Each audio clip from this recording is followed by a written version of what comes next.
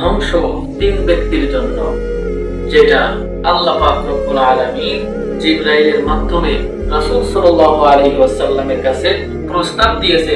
রাসূল সাল্লাল্লাহু আলাইহি ওয়াসাল্লাম প্রস্তাব গ্রহণ করেছে।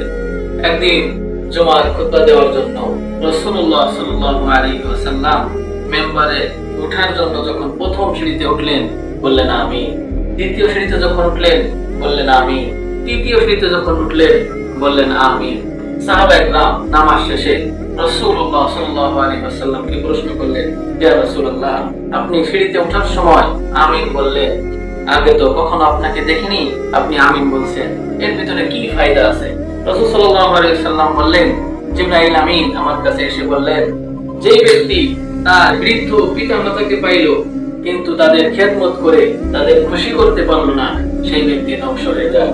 দ্বিতীয় সিঁড়িতে যখন আমি উঠলাম, জিবরাইল বললেন, যেই ব্যক্তি রমজানের রোজা পেয়ে নিজের গুনাহ মাফ করাইতে পারলো না, সেই ব্যক্তি ধ্বংস হয়ে যায়। আমি বললাম আমিন। তৃতীয় জিবরাইল আমিন বললেন, ইয়া রাসূলুল্লাহ, যেই ব্যক্তি আপনার নাম শোনার পরে দরুদ পড়বে না, সাল্লাল্লাহু আলাইহি ওয়াসাল্লাম পড়বে না, সেই ব্যক্তি ধ্বংস। আমি বললাম আমিন। এই তিনটা কাজ না করা কত বড় অপরাধ। ছোট্ট একটা গল্প, ছোট্ট একটা উদাহরণ দিলে বোঝা যায়। রাসূলুল্লাহ সাল্লাল্লাহু আলাইহি ওয়াসাল্লাম যখন তায়েফের ময়দানে দ্বীনের দাওয়াত দেওয়ার জন্য গেলেন, তাদের কাছে কালিমার দাওয়াত পৌঁছালেন, তায়েফবাসী রাসূলের দাওয়াত গ্রহণ করলেন না, তাকে ছেলেদেরকে তার পিছনে লেলিয়ে দিলেন। তারা রাসূল সাল্লাল্লাহু আলাইহি ওয়াসাল্লামকে পাথর নিক্ষেপ করতে লাগলেন।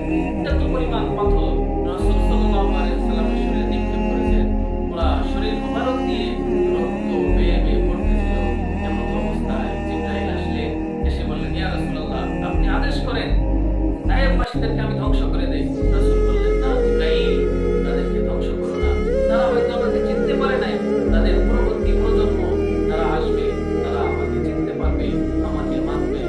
তারা হাজিরি বোঝা গেল রাসূলের শরীরে আঘাত করেছে, এত কষ্ট রাসূলকে দিয়েছে। জিবরাইল তাদেরকে ধ্বংস করার জন্য রাসূলের অনুমতি চাইল, রাসূল সমর্থন করলেন না। কিন্তু যারা বৃদ্ধ বৃদ্ধা মা বাবাকে পেয়ে তাদের খেদমত করে নাই, তাদের ধ্বংসের ব্যাপারে রাসূল সমর্থন করেছেন। যারা রমজানের রোজা পেল, গুনাহ মাফ করাইতে পারল না, খেলায় খেলায় দিন কাটালো, তাদের ব্যাপারে ধ্বংস আল্লাহ পাক প্রস্তাব দিয়েছে, রাসূল সমর্থন করেছেন। যারা রাসূলের নাম শুনলো, দরুদ পাঠ করলো না, সাল্লাল্লাহু আলাইহি ওয়াসাল্লাম পাঠ করলো না, তাদের ব্যাপারে ধ্বংসের কথা আল্লাহ জিবরাইলের মাধ্যমে প্রস্তাব পাঠিয়েছেন, রাসূল গ্রহণ করেছেন। এর দ্বারা আমরা বুঝতে পারলাম রাসূলের শরীরে আঘাত করার থেকেও রাসূলের নাম শুনে দরুদ পাঠ না করা